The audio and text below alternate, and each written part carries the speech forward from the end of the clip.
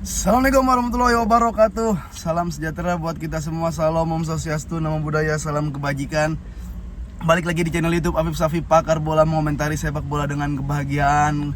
Kali ini gua sedang ada nggak di studio seperti biasa karena lagi perjalanan mau menuju ke Pesta Pora. Dan gua mau bahas tentunya Barcelona yang berhasil menang dengan cara comeback melawan Celta Vigo di Stadion Olimpik. Nah, akhirnya Barcelona tuh minimal dengan kemenangan semalam, walaupun susah payah, walaupun harus kebobolan dulu kalau lawan tim yang low block, tapi minimal dengan menghasil comeback. Ada lagi mental comeback yang dimiliki oleh Barcelona. Karena gue lupa terakhir Barcelona menang comeback tuh kapan, apalagi comebacknya ketinggalan 2. Itu kapan gue nggak tahu. Nah, tapi sebelumnya gue mau ucapin terima kasih buat teman-teman yang udah sering nonton video gue, like, komen, dan subscribe.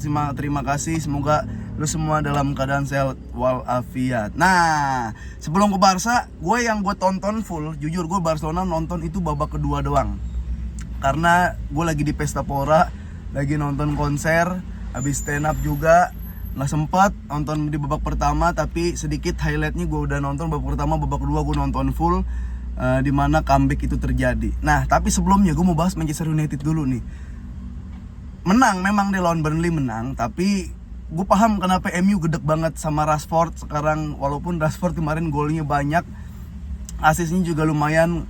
Dan semalam menang itu 1-0 gol Bruno ya. Berarti ada yang bilang Bruno belum layak jadi kapten, terlalu arogan, terlalu berisik, leadershipnya kurang. Tapi dia biar gimana pun menurut gue beberapa tahun lalu itu pernah hampir gendong Manchester United. Nah, tapi emang gue kesel sih nonton kayak Rashford, ada yang seharusnya di passing, ada bola yang harusnya giliran di shoot malah diputer-puter, jadi banyak lah. Tapi sekali lagi gue pengen lihat MU yang naik nih. Lu pelatih udah dikasih semua, Ten Hag, tengah ada Amrabat udah dikasih kan, kiper udah dikasih Onana, Ronaldo, Maguire udah dicadangin, Ronaldo De Gea dibuang. Jadi jangan sampai nih ternyata salah pelatihnya ini. Nah, jangan sampai kayak gitu. Tapi sekarang kita balik ke Barcelona. Nah, Barcelona nih seru nih. PR dari Barcelona adalah kalau ketemu tim yang low block ya, dan emang udah niat low block ya, Celta Vigo salah satunya. Siapapun biasanya ketemu Barcelona itu low block. Minimal jangan kebobolan duluan. Minimal jangan kebobolan duluan lah. Kalau udah ketemu lawan no block, kalau ngegolin duluan itu pasti buyar. Celta Vigo buyar, nggak sesuai dengan apa yang diinstruksikan pelatih. Apalagi pelatihnya nih Xavi versus Benitez. Secara pengalaman Benitez jauh. Gue masih kecil aja nonton Liverpool, pelatihnya Benitez gitu kan. Secara pengalaman jauh. Tapi menurut gue ada blunder dikit Benitez ketika udah menang 2-0. Aspas ditarik, pemain key playernya dari Celta ditarik, sementara Xavi masukin kayak Balde gitu kan, masukin Rapinya gitu. Justru malah di momen menit ke 70-an apa ke 80-an itu, malah ketika ada pergantian dari kedua tim, Barcelona yang sedikit diuntungkan karena skuadnya lagi lumayan cakep juga, lumayan mewah. Nah, Xavi merotasi, ini ada Ferran langsung main di kanan ya. Kemarin kan Yamal dulu gitu kan. Ferran memang itu keren kalau jadi sub ya. Maksudnya jadi sub, dia bisa jadi super sub.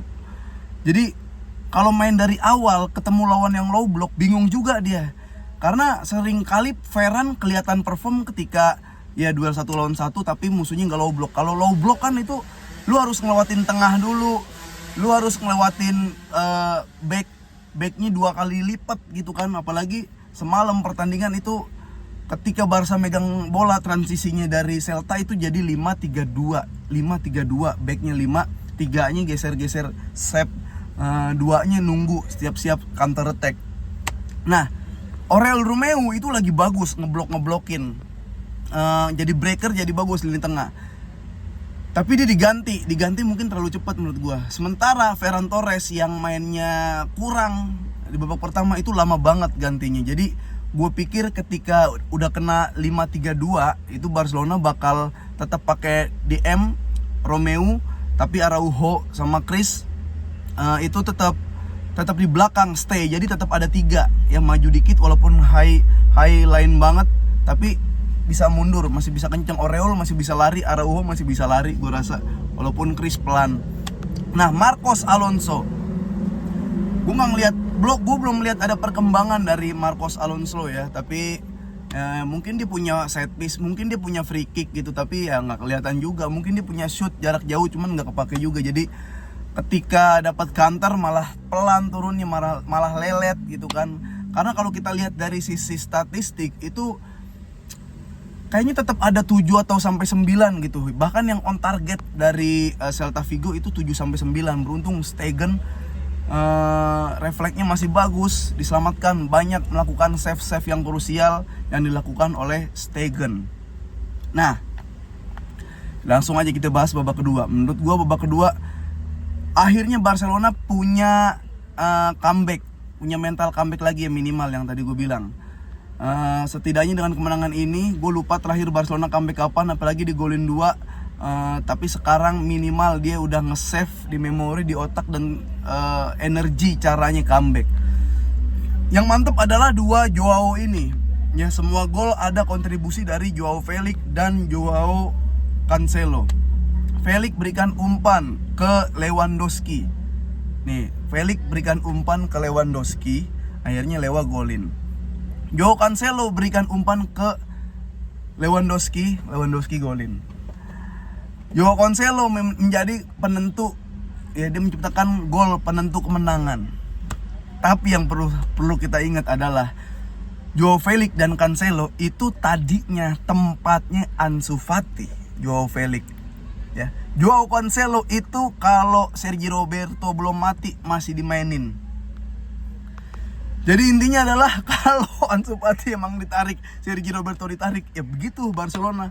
Terlepas emang Joao Felix dan Cancelo mainnya oke banget gitu kan. Jadi ini suatu keberuntungan yang gede banget Barcelona bisa miliki Joao Felix dan Joao Cancelo. Walaupun Felix dan Cancelo tuh kayak passion banget, dia seneng banget di Barca, kalau golin selalu nih Barcelona apapun itu gue seneng.